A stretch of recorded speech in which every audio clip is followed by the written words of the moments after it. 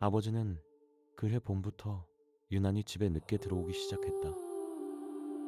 물리학자였던 아버지는 그 당시 중요한 연구와 논문 작성에 몰두하고 있었고, 그래서 제 시간에 집에 들어오는 날이 거의 없었던 것으로 기억한다.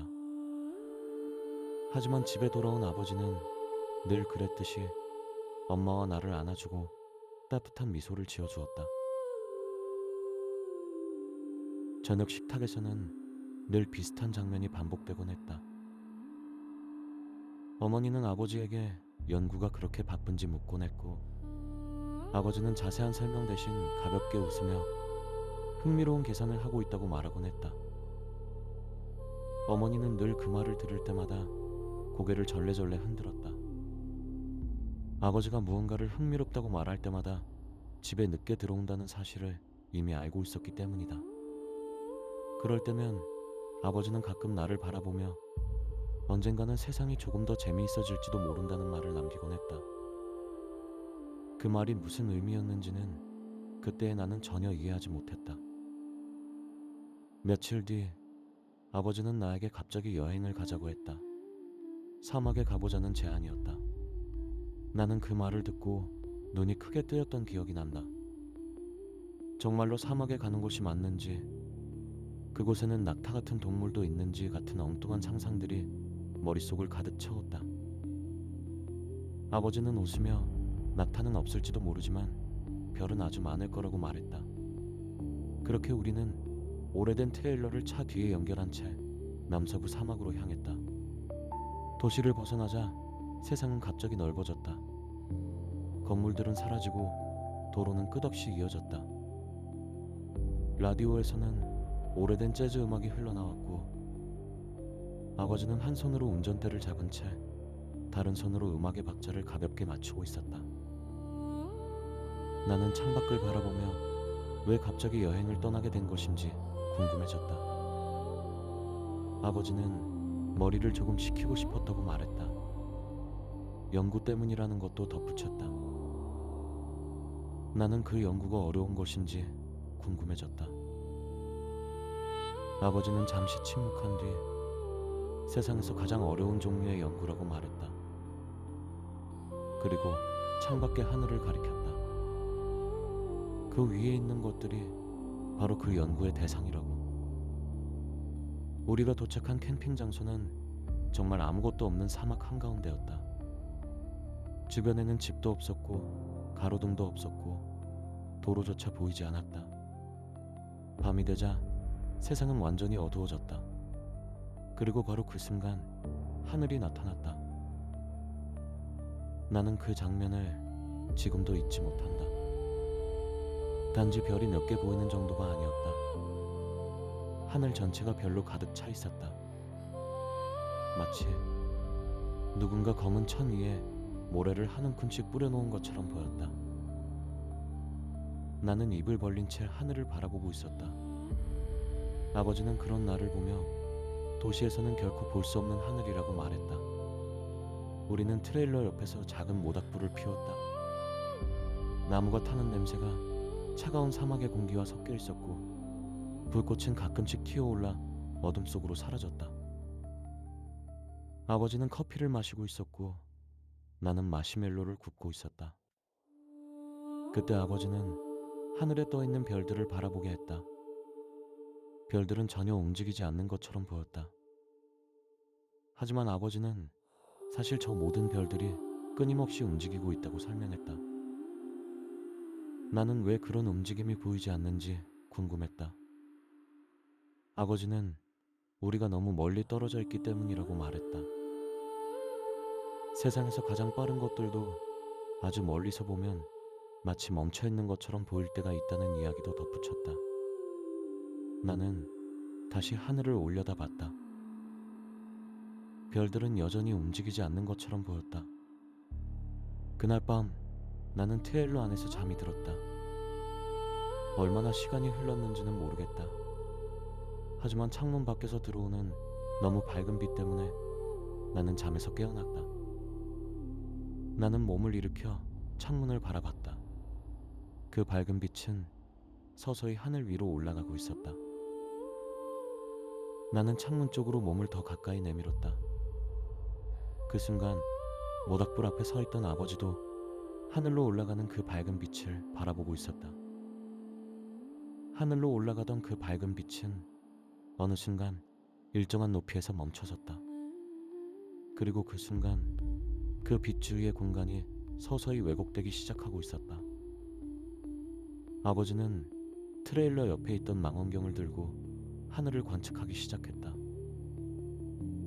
몇 초 동안 아무 말도 하지 않았다. 그리고 낮게 중얼거렸다. 그것은 추진으로 움직이는 것이 아니라는 사실을. 아버지는 계속 하늘을 바라보고 있었다. 그리고 마침내 마치 오래된 문제의 답을 찾아낸 사람처럼 떨리는 목소리로 말했다. 공간이 움직이고 있다고. 그 말에는 놀라움과 확신이 동시에 담겨 있었다. 바로 그 순간이었다. 아버지 주위의 공간이 심하게 뒤틀리기 시작했다. 그리고 그 왜곡 속에서 아버지도 일그러진 공간과 함께 사라져버렸다. 소리는 없었다. 폭발도 없었다. 그 순간을 지켜보던 나는 아버지가 사라지자 너무 놀라 곧바로 트레일러 밖으로 뛰쳐나가 아버지를 찾아 주변을 둘러봤다. 방금 전까지 일어나던 공간의 뒤틀림도, 그리고 내가 사랑하는 아버지도 거짓말처럼 흔적 하나 없이 사라져버렸다. 그 자리에 남은 것은 조용한 사막과 끝없이 펼쳐진 밤하늘 뿐이었다. 모닥불의 불빛만 작게 흔들리고 있었고 나는 그 장면을 아무 말도 하지 못한 채 그저 바라보고 있었다. 그리고 그날 밤을 평생 잊지 못했다. 물리학자가 된 지금까지도 여전히.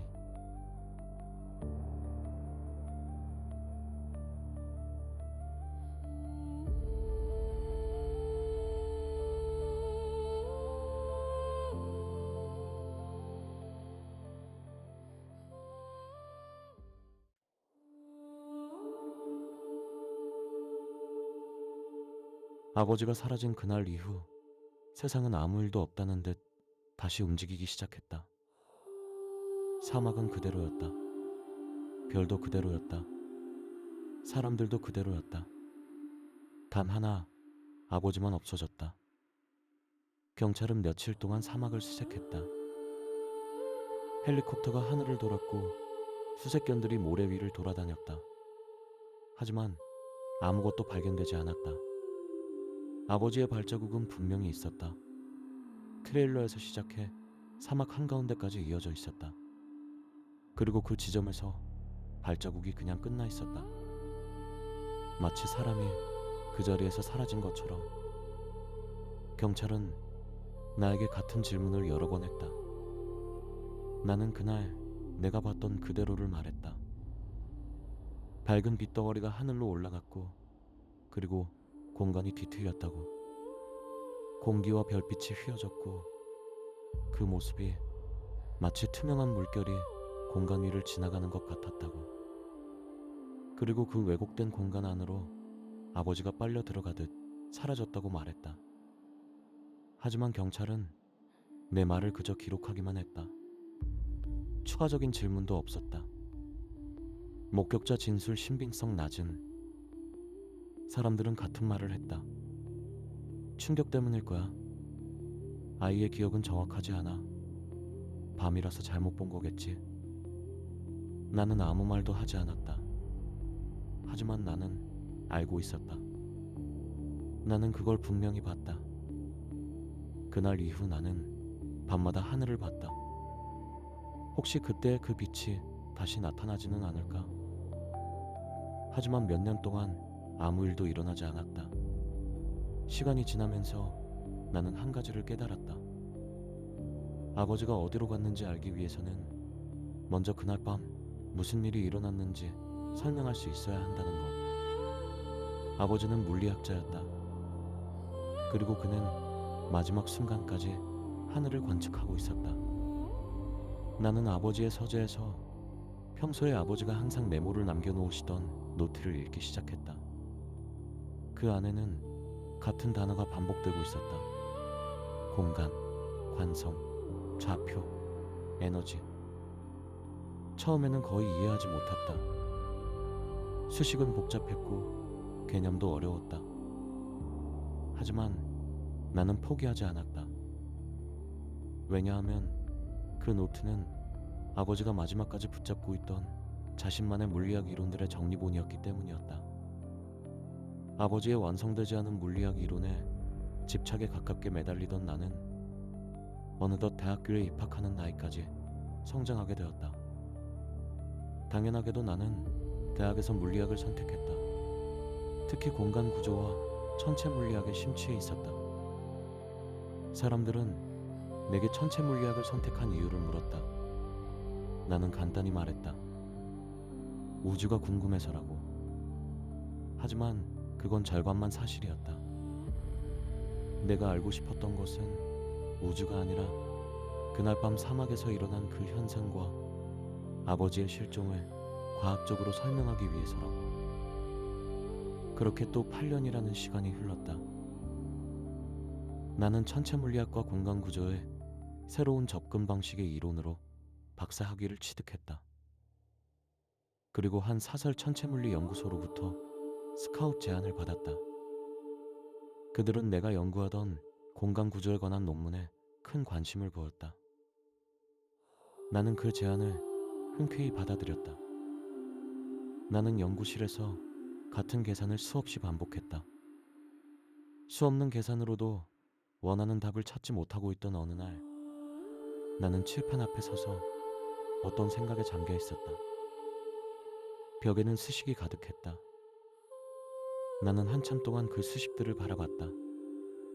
그리고 문득 내 머릿속에 한 가지 생각이 떠올랐다. 혹시 물체가 이동한 것이 아니라면.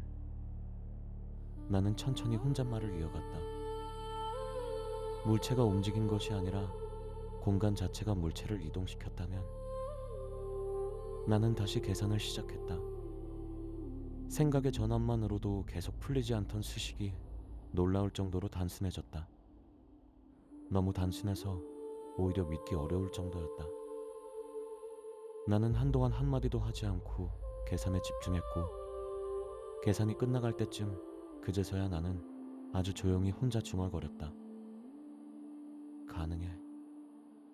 만약 공간 구조를 국소적으로 변형할 수 있다면 물체는 움직일 필요가 없다. 공간이 물체를 목적지로 이동시키면 되니까. 그날 밤 나는 연구실에 혼자 남아 이론으로 정리한 내용들을 실제 실험 장치를 작동시켜 확인해보고 싶었다. 처음에는 아무 일도 일어나지 않았다. 나는 출력을 조금 더 올렸다. 그 순간 레이저 포인터의 빛이 미세하게 휘어졌다. 책상 위에 있던 작은 금속 구슬 주변 공간이 일그러지기 시작했다. 아버지가 실종되던 그날 아버지 주위로 발생됐던 그 현상과 소름 돋게 똑같은 형태였다. 구슬 주위의 공간 왜곡 현상이 극점에 달했다고 보여졌을 때 금속 구슬은 순식간에 내 시야에서 사라졌다. 몇 초 뒤 거짓말 같게도 금속 구슬은 처음 있던 자리에서 약 30cm 떨어진 곳에서 다시 형체를 드러냈다. 나는 그 자리에서 얼어붙었다. 심장이 너무 빨리 뛰고 있었고 침착하는 게 어려웠다. 그날 아버지의 실종 원인도 이와 같은 원리가 분명하다는 확신이 들었다.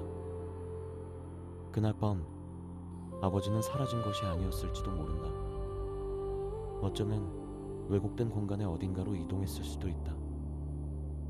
나는 어느새 노트북에 있는 새 문서 파일을 열고 있었다. 그리고 논문 제목을 입력했다. 공간 구조 변화와 좌표 이동에 대한 이론적 접근. 나는 빠르게 입력하던 손을 멈추고 조용히 혼잣말을 했다. 만약 이 이론상 계산이 맞다면 아버지가 어디로 갔는지 찾아낼 수 있을지도 몰라. 그렇게 된다면 내가 그토록 사랑하고 그리워했던 아버지를 다시 만나게 될지도.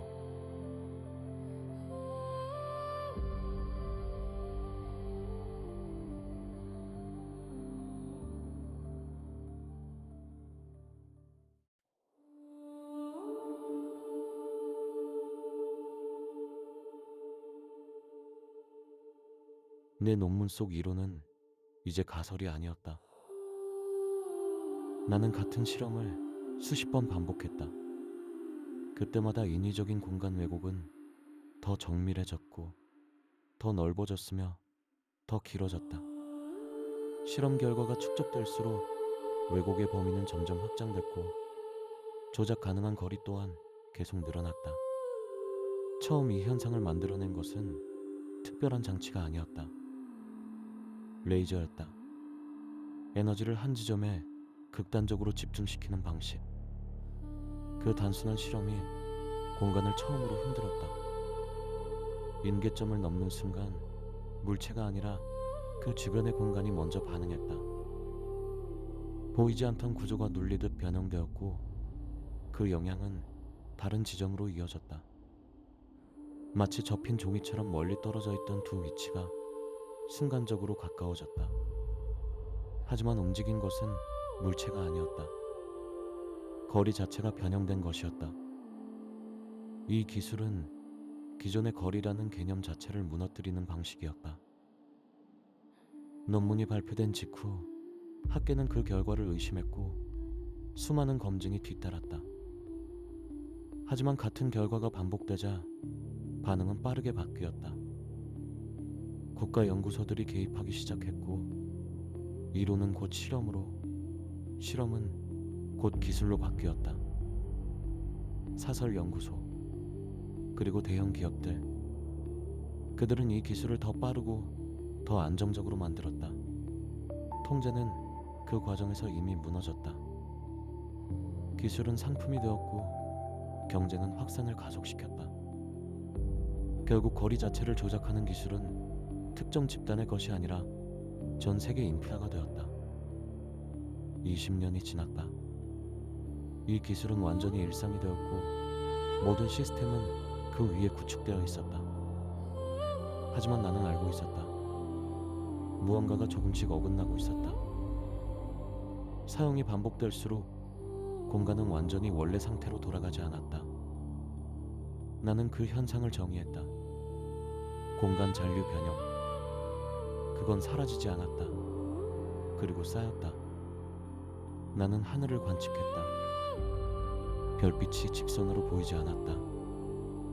공간이 흔들리고 있었다. 결론은 명확했다. 이 속도로 계속된다면 공간 구조는 버티지 못한다. 그리고 붕괴한다. 나는 이 기술의 원천 개발자로서 이미 정부 관계자들과 지속적으로 교류하고 있었다. 기술이 확장되는 동안 관련 데이터는 주기적으로 공유되고 있었고 이 연구는 이미 단순한 개인의 영역을 벗어난 상태였다. 그래서 이 결과는 지연 없이 각국 정부와 군사기관 그리고 국제 공동 대응 체계의 모든 자료가 동시에 공유됐다. 비상회의가 소집됐다. 나는 말했다. 방법은 하나뿐입니다. 회의실 안의 시선이 모두 나에게 향했다. 지금까지 우리가 사용했던 공간 왜곡 기술은 공간을 이동시키는 것이 아닙니다. 두 지점 사이의 거리를 강제로 줄이는 겁니다.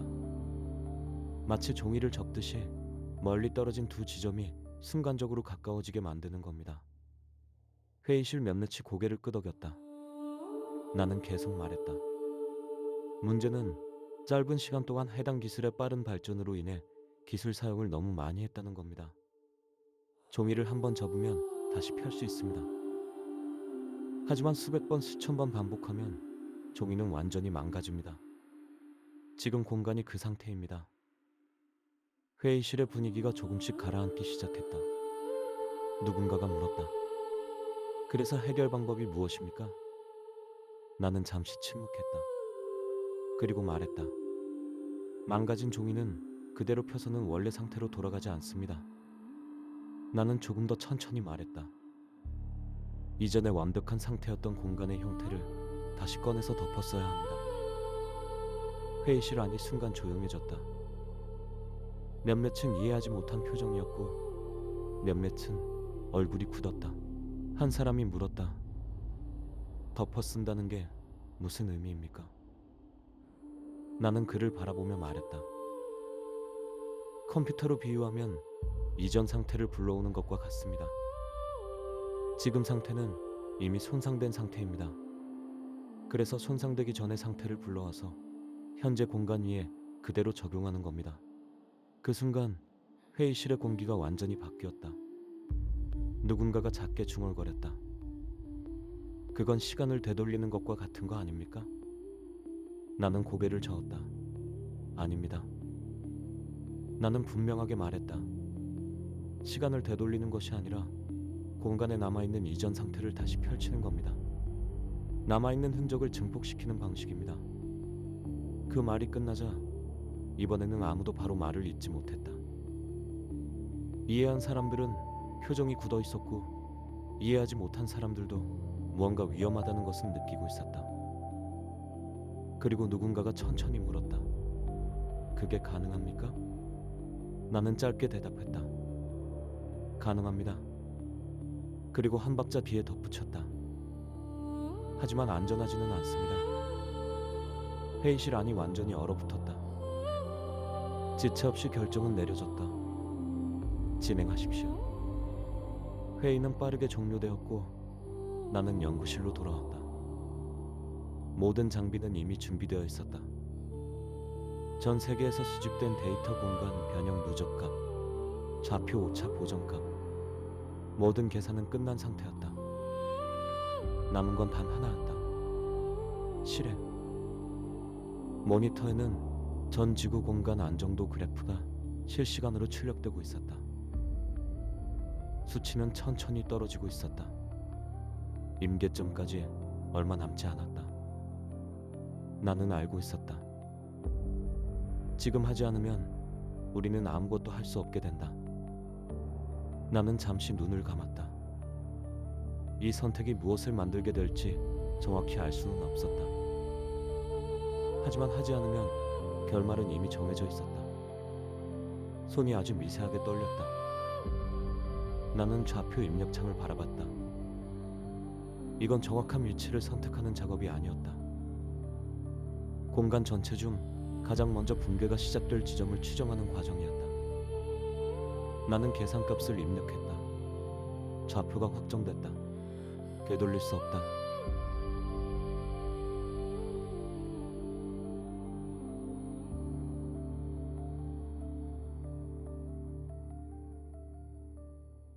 그는 시간을 되돌리지 않았다. 과거로 간 적도 없었다.